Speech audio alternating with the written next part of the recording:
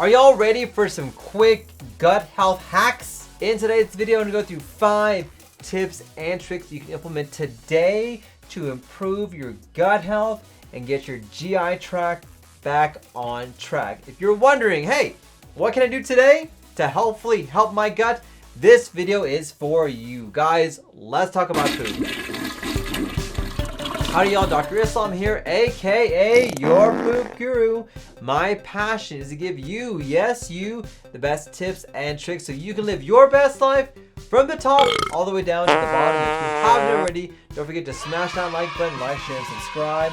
And if you haven't already, don't forget to subscribe to my channel and newsletter where you can get great tips and tricks like you're learning in today's video. All right, let's get into the top 5 hacks I recommend as your poop guru. Number 1, proper chewing. Yes, digestion starts in your mouth, and it's crazy, but some of us just don't chew well.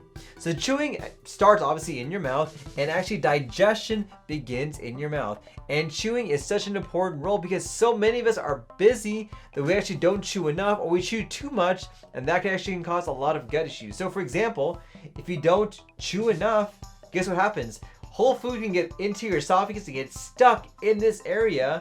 And when it gets stuck there, there's no way for it to get out unless you actually take a look with the scope. Also, poor chewing can make it harder to digest as well because you're not allowing the natural process of food to start the digestion process in your mouth. So it tries to do all that work as it's going down into your stomach. Sometimes you can chew too much, and by doing that, you actually swallow more air than what you should. This is actually called aerophagia. And this is a common reason why people have bloating when it comes to gut issues, because they're swallowing way too much air than what they should. It's crazy, but too many people do this, especially if you're chewing gum or maybe sucking on hard candy. That can cause you to swallow a lot of air to get you bloated and distended. So chewing is an essential part of making sure you can properly improve your gut. Number 2 is hydration. You know this is true, but hydration is key when it comes to digestion. Here's my recommendation when it comes to hydration.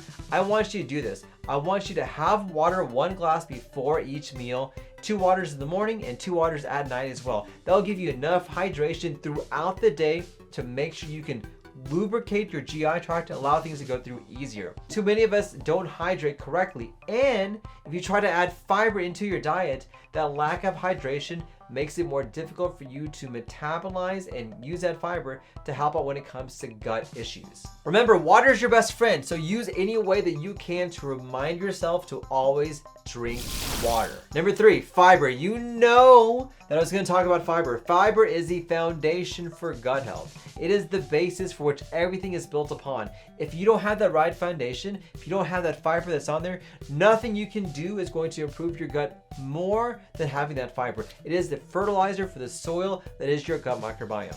And fiber is a critical part when it comes not only your gut health, but your overall health as well. You need to include fiber as foods, but also if you want to add fiber supplementation, that's going to be an added benefit for your GI tract. So try to incorporate foods such as fruits, vegetables, prebiotics, plants, and whole grains in your diet. This will help out to improve your gut microbiome, help improve everything that's going through your GI tract, and to improve your overall health. Number 4, find ways to manage stress. We're all stressed. Listen, we're all busy. We have things going on. We have family, we have work, we have everything else going on in the world, and that stress impacts your gut and your overall health. Have you ever felt, that you have a lot more diarrhea when you're in a room and there's famous people around, you have those butterflies in your stomach? That is the effect of stress on your GI tract. Now, stress can work both ways. It can make you have diarrhea and constipation, abdominal pain, and a lot of gut issues. You need to find ways to manage stress. And there are a lot of ways that it can help out when it comes to your gut issues. Sometimes things like meditation, yoga, exercise are things that you can do to help improve your stress, to help out with your GI tract. We know one of the easiest things you can do is exercise because it's free, it works, there's evidence it can help out not only with stress, but with gut issues as well. But for some individuals, they need more professional help, and that's okay. I don't want you to ever feel bad for having to take a medication to deal with stress and your GI tract. In fact, a lot of us will give you medications to help out when it comes to stress that also treat gut issues as well. We're killing 2 birds with 1 stone. So don't ever feel ashamed or disturbed that you have to be on a medication that not only manages your depression, anxiety, or stress, but can also help out with your gut issues. And if you need professional help, that is perfectly fine as well. And then lastly, cut out dairy. Too many of us, including me, we're lactose intolerant and we don't know this.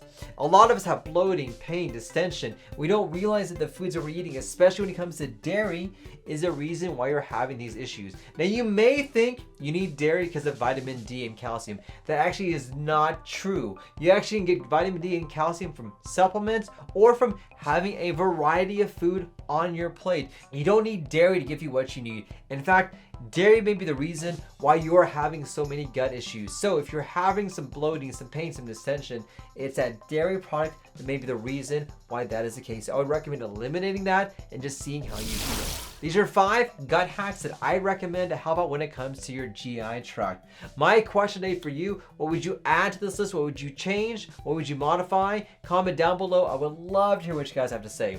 Well, thank you for watching. Don't forget to smash that like button, like, share, and subscribe. And if you haven't already, don't forget to subscribe to my channel and newsletter where you can get great tips and tricks like learning in today's video. Well, thank you for watching. Don't forget, let's talk about poop. Thanks, everyone.